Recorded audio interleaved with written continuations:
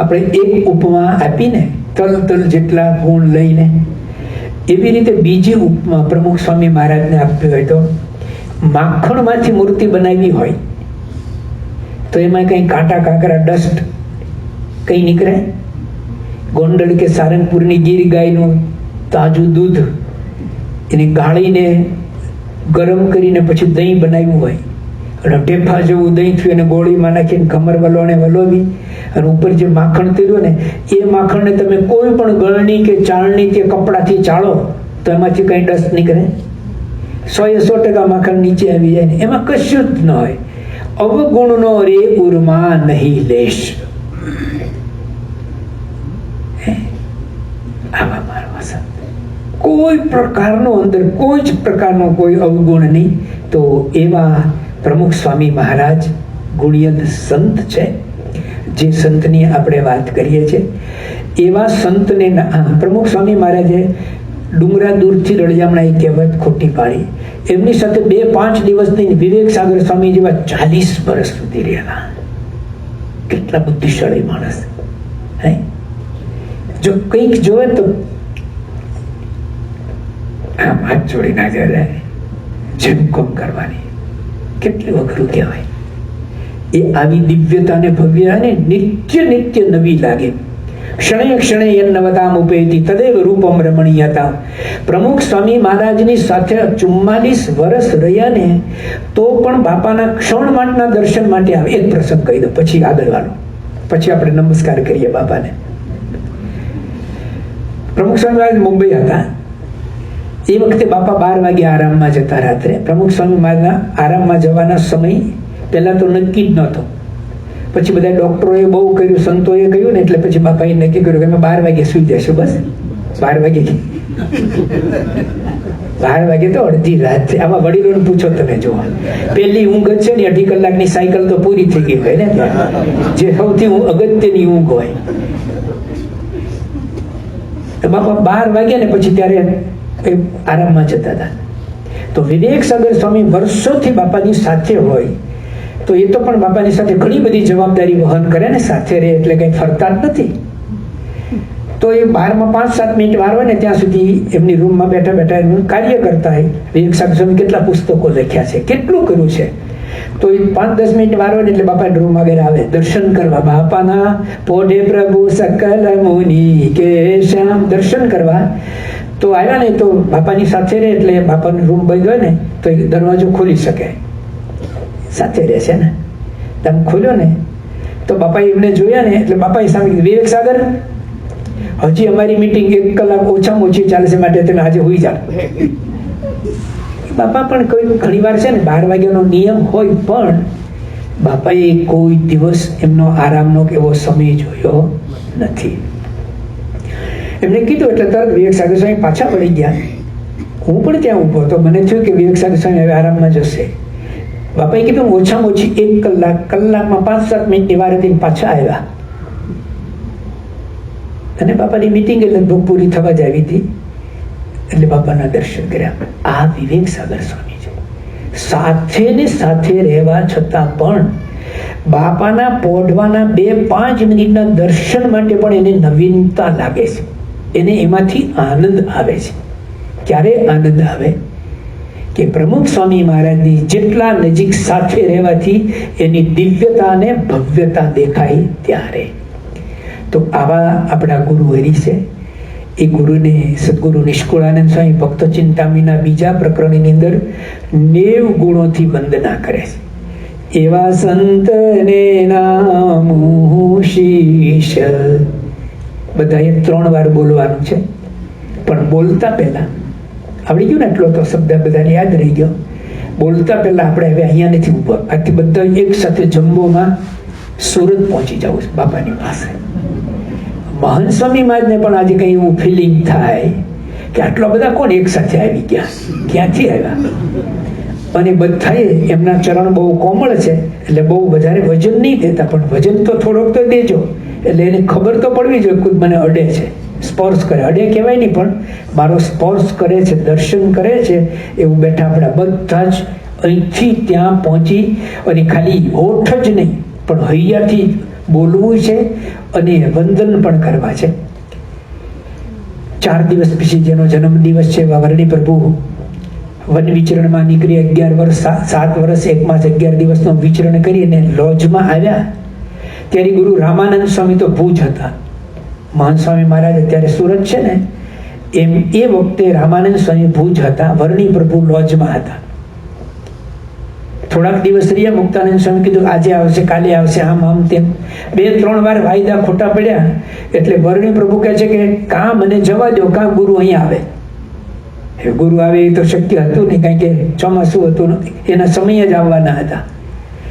એટલે પછી વરણી પ્રભુ બહુ જ ઓલું કહે છે મુક્તાનંદ સ્વામી, એક વાત આપણે એક કાગળ હું લખું અને કાગળમાં ગુરુની જેમ આજ્ઞા હોય એમ કરજો. તો કે સારું. મુક્તાનંદ સ્વામીએ કાગળ લખ્યો, ફાગણ વદ 5 વાગે, ફાગણ વદ 5 દિવસે. અને કાગળ લખ્યા પછી વરણી પ્રભુ કે તમે 2 શબ્દ લખો. વરણી કે મારે કંઈ લખવું નથી, મારે તો દર્શન જ કરવા છે.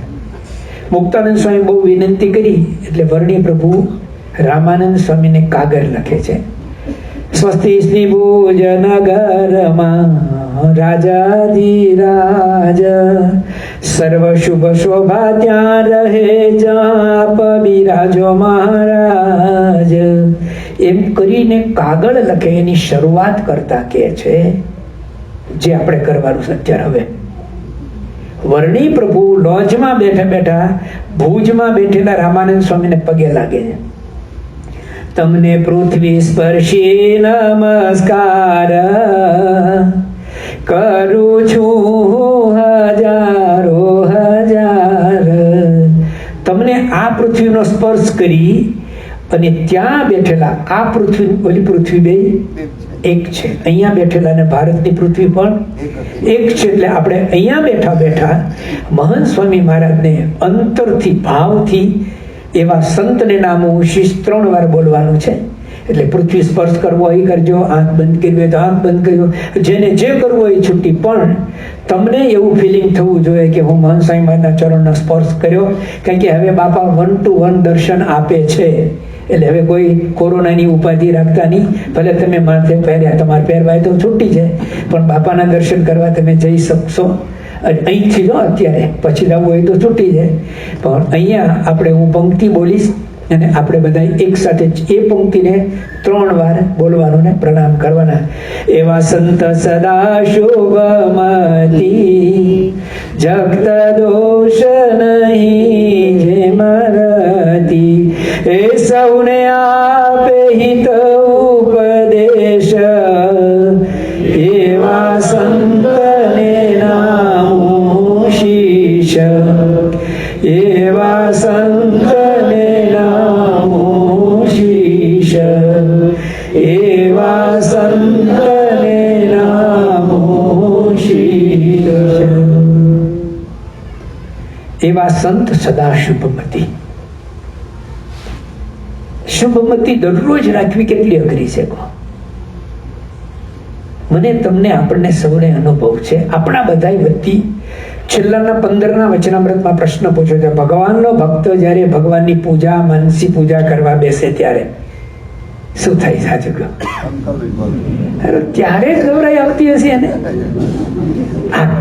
આખા દિવસના ઘાટ ઘડવાના, પ્લાનિંગ કરવાનું, દરરોજ ખરેખર આપણું મન છે ને ઓલું કે બિલાડું હળી ગયું હતું એમ એ ટાઈમે જ હળી જાય. જોજો તમે જેવી આંખ બંધ કરો ને આવી જાય આખા કાગળ ને પેન લઈને પ્લાનિંગ કરવા બેસી જાય. શુભમતી આખી જિંદગી એક સરખી શુભમતી રાખવી. એટલે 1 કલાક નક્કી કરો. એટલે કલાકની ક્યાં વાત, હમણાં જ પૂજા માનસીની વાત કરીએ, 5 મિનિટ તો કરો ને તમે. અને શનિવારના દિવસ હોય, રજા છે, કોઈ કામ નથી, કશું નહીં, અને તમે માળા ફેરવા નક્કી કર્યો ને કે આજે વધારે માળા ફેરવી, માળા ફેરવા હાથ બંધ કરો ને તો 5-10 મિનિટ થાય ને તો આમ કે ભલે ડંડલું પિલ્લોનું ગાડલું નીચે નાખ્યું ને તો જાણે ખીલા વાગતા ને ઊભું કરે, ઉઠ ઊભો થા, ઊભો કર્યો પાર કરે. કોણ ઊભું કરે છે? એવા સંત સદા શુભમતી, જગત દોષ નહીં જે મારતી. એકદમ શુભમતી હંમેશા. શાસ્ત્રીજી મહારાજ એને પ્રમુખ બનાવીને 2 વર્ષ પછી તો લીલા સંકેલીને જતા રહ્યા. પ્રમુખ સ્વામી મહારાજ યોગીજી મહારાજની છત્રછાયામાં 20 વર્ષ રહ્યા.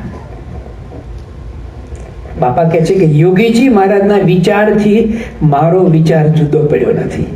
વિચાર જુદો ન પડવો, મન જુદું ન પડવું એટલે તો કેટલી મોટી સાધના કહેવાય.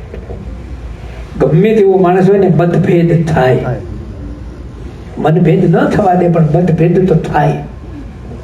અને આપણે તો સમય નથી અત્યારે. યોગી બાપાએ પ્રમુખ સ્વામી મહારાજના 20 વર્ષ દરમિયાનમાં જે કેટલાક લીલા ચરિત્રો કર્યા ને, મનુષ્ય ચરિત્રો, અને વિશેષ કરીને ગોંડલનું જે મમત્વ રાખે, અને ઓહો. પણ પ્રમુખ સ્વામી મહારાજ કહે છે કે મને યોગીજી મહારાજ થકી મને કોઈ દિવસ અમારો બેનો વિચાર જુદો નથી પડ્યો. અક્ષર બ્રહ્મ ગુણાતીતની શતાબ્દીએ 65 દિવસનો ઉત્સવ હતો. એમાં વિવિધ કાર્યક્રમોમાં એક કાર્યક્રમ હતો હાસ્ય કલાકાર શાહબુદ્દીનભાઈ રાઠોડનો. સ્ટેજ ઉપરથી શાહબુદ્દીનભાઈ બધાને હસાવતા હતા.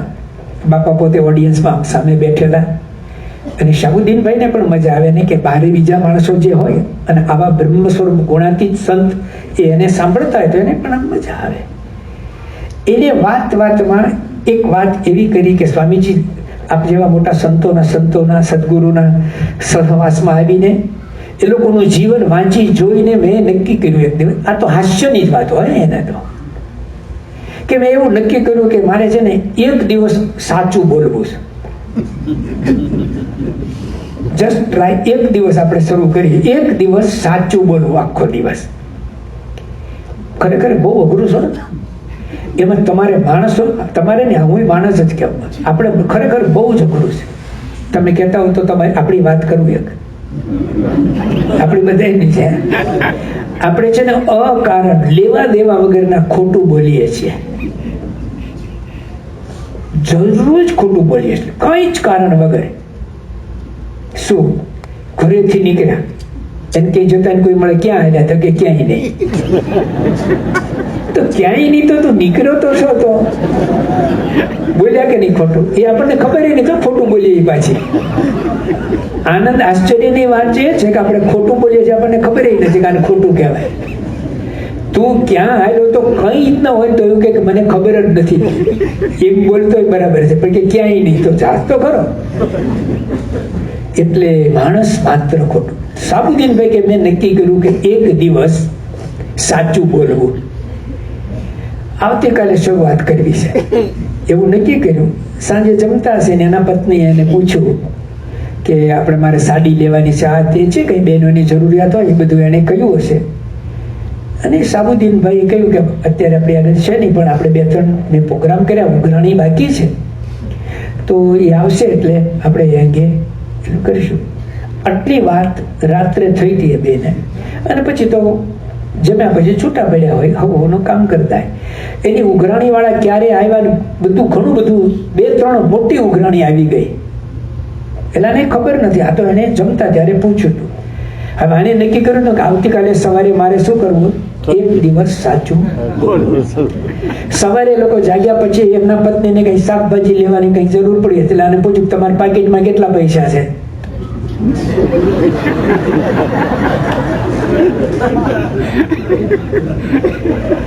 કે પ્રથમ ગ્રાસે મક્ષિકા આવી ગયા. શું નક્કી કર્યું હતું કે હવે કાલે રાત્રે હું બોલ્યા હતા કે આપણે આગળ કઈ નથી, અને આટલું બધું બતાવે તો શું થાય કે આવું નવું. એટલે એક દિવસ માટે સાચું બોલવું ને એ પણ અઘરું પડે. આખી જિંદગી સુધી શુભમતી. પ્રમુખ સ્વામી મહારાજ કે મને ક્યારેય કોઈનો અહિત થાય એવો વિચાર આવ્યો નથી. ક્યારે આવું બોલાય? શુભમતી હોય તો ને, નહીતર તો ગમે તેનું થાય કે ના થાય એને થઈ જાય. એવા સંત સદા શુભમતી, જગત દોષ નહીં જેમાં રતી. હે સૌને આપે હિત ઉપદેશ,